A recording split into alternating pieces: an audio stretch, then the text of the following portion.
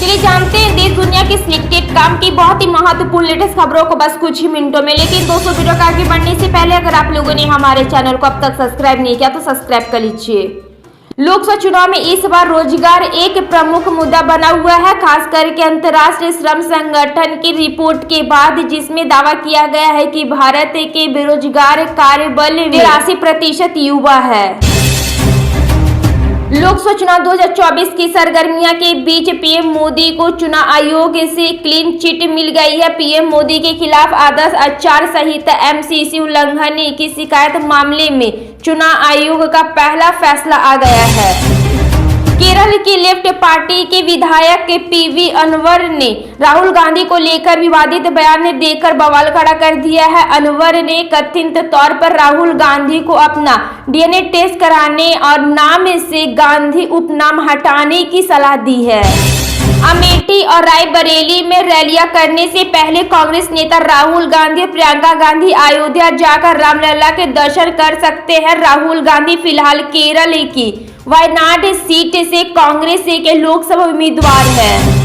लोकसभा चुनाव का दौर चल रहा है। इसी दिनों भाजपा और कांग्रेस दोनों ही दल अपनी पार्टी को जिताने के लिए हर संभव प्रयास कर रहे हैं। ऐसे में दूसरी पार्टी के खिलाफ हमला बोलने में भी कोई दल कसर नहीं छोड़ रहा है।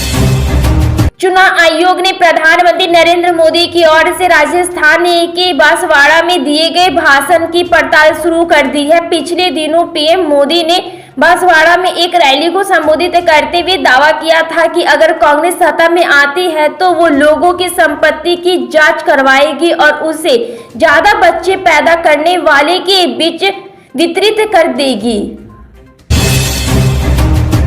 ममता बनर्जी भारतीय राजनीति का वह चेहरा है जो अपने गुस्से और जिद्दी स्वभाव के लिए जानी जाती है। ममता अगर कुछ ठान ले तो उसे पूरा करके ही दम लेती है। वह भारत के राजनीतिक इतिहास के सबसे सफल महिला राजनेताओं में से एक है।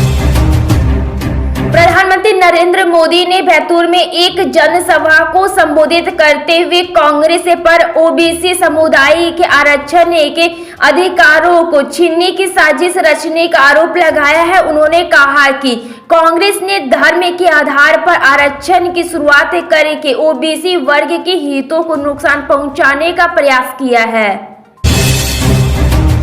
26,000 शिक्षकों की नौकरी खत्म करने के कलकत्ता उच्च न्यायालय के आदेशों पर बंगाल की मुख्यमंत्री ममता बनर्जी ने प्रतिक्रिया दी है। मुख्यमंत्री ने कहा, बीजेपी या सीपीएम या कांग्रेस के लिए एक भी वोट नहीं, ना शिक्षक का है ना किसी सरकारी कर्मचारी का। अगले 7 दिन रूस यूक्रेन युद्ध में निर्णय साबित हो सकते हैं, क्योंकि इन 7 दिनों में रूस यूक्रेन पर इस साल का सबसे बड़ा हमला कर सकता है। क्रेमलिन की रणनीति है कि अमेरिका से यूक्रेन तक हथियारों के पहुंचाने से पहले यूक्रेन के कई हिस्सों पर कब्जा कर लिया जाए। समाजवादी पार्टी के नेता डिम्पल यादव ने भारतीय जनता पार्टी पर तीखा हमला बोला है। प्रधानमंत्री नरेंद्र मोदी के मंगलसूत्र वाले बयान पर पलटवार करते हुए डिम्पल यादव ने कहा कि आखिर पुलवामा में जो जवान मारे गए थे उनकी पत्नियों के मंगलसूत्र को किसने छीना। कांग्रेस नेता राहुल गांधी ने प्रधानमंत्री नरेंद्र मोदी और भाजपा पर तीखा हमला बोला। उन्होंने कहा कि जो अपने आप को देशभक्त कहते हैं वे 90% लोगों के लिए न्याय सुनिश्चित करने वाली जाति गणना के एक्सरे के विरोध में खड़े हो गए हैं। नेता प्रतिपक्ष तेजस्वी यादव ने कहा कि मुद्दे से ध्यान भटकाने के लिए मंगलसूत्र की बात की जा रही है। बुधवार को चुनाव प्रचार से लौटने के बाद पटना एयरपोर्ट पर मीडिया से बातचीत में श्री यादव ने कहा, प्रधानमंत्री नरेंद्र मोदी इधर उधर की छोड़िए और बेरोजगारी, महंगाई, बदतर अर्थव्यवस्था जैसे मुद्दे की बात कीजिए। केरल के सीपीआईएम विधायक पीवी अनवर ने मंगलवार को कांग्रेस नेता राहुल गांधी के डीएनए की जांच की मांग करके विवाद खड़ा कर दिया है। इस जिले में एक चुनावी सभा को संबोधित करते हुए व्यवसायिक से विधायक बने अनवर ने कहा कि राहुल चौथे दर्जे के नागरिक बन गए हैं जो गांधी उपनाम से बुलाए जाने के लायक नहीं है। लोकसभा चुनाव 2024 के सियासी घमासान में प्रचार के दौरान पुराने मुद्दे को भी खूब उछाला जा रहा है। भारतीय जनता पार्टी के अध्यक्ष जेपी नड्डा ने दावा किया है कि 2008 में पाटला हाउस मुठभेड़ के बाद सोनिया गांधी ने आतंकवादियों के लिए रोई थी।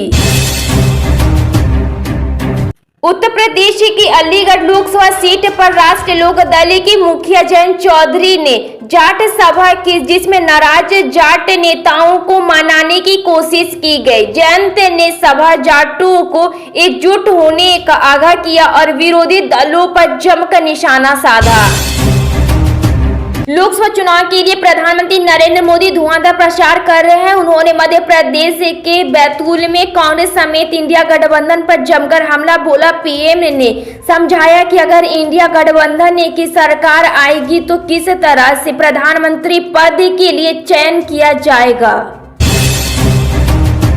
दिल्ली में लोकसभा चुनाव से पहले मेयर और डिप्टी मेयर की इलेक्शन पर सबकी नजरें हैं। हालांकि अभी तक चुनावों की तारीखों को लेकर असमंजस की स्थिति बनी हुई है। एक दिन पहले चुनाव आयोग के मेयर चुनाव को हरी झंडी देते हुए 26 अप्रैल को मतदान के लिए कहा है। रूस और यूक्रेन के बीच युद्ध को 2 साल से भी ज्यादा समय हो चुका है। इसी बीच अमेरिका ने गुपचुप तरीके से एक बड़ा फैसला लिया है। अमेरिका ने यूक्रेन को लंबी दूरी की मिसाइल दे दी है। राहुल गांधी 26 अप्रैल को दूसरे चरण के मतदान में मैदान में होंगे। गांधी जो वायनाड से कांग्रेस के मौजूदा सांसद है, भारतीय कम्युनिस्ट पार्टी सीपीआई नेता एन राजा के खिलाफ होंगे।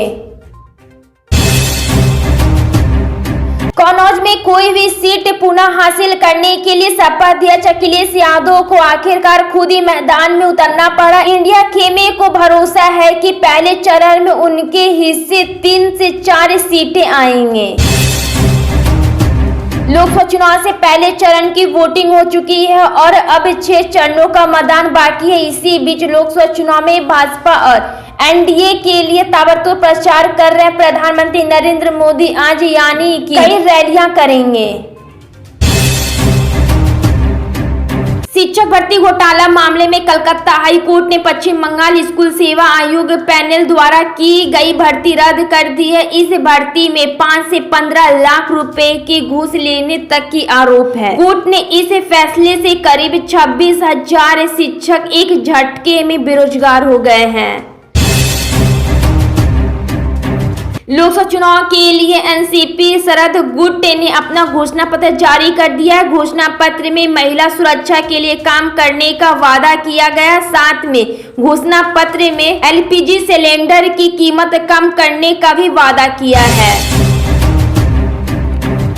एक सर्वे में नया खुलासा हुआ है कि करीब 89% लोग मौजूद रहते हैं, पर वोटिंग का आंकड़ा महज 60 से 62% का ही रहता है। आखिर 27 से 30% लोग वोट क्यों नहीं डालते हैं? इसी बात की चिंता से सुपौल जिला प्रशासन नई कार्य योजना पर काम कर रहा है, जिससे लगता है कि इस बार मतदान का प्रतिशत चौंकाने वाला होगा। बिहार का राजधानी पटना से सटे पुनपुन इलाके के जदयू नेता सौरभ कुमार की गोली मारकर हत्या कर दी गई है। बुधवार को देर रात बाइक सवार अपराधियों ने उन्हें 3 गोली मारकर मौत के घाट उतार दिया है। लोकसभा चुनाव 2024 के लिए दूसरे फेज के लिए 26 अप्रैल को वोटिंग है। दूसरे फेज में 13 राज्यों में यूटी सहित कुल 89 सीटों पर मतदान होने हैं। इस फेज में 1210 प्रत्याशी अपनी किस्मत आजमा रहे हैं।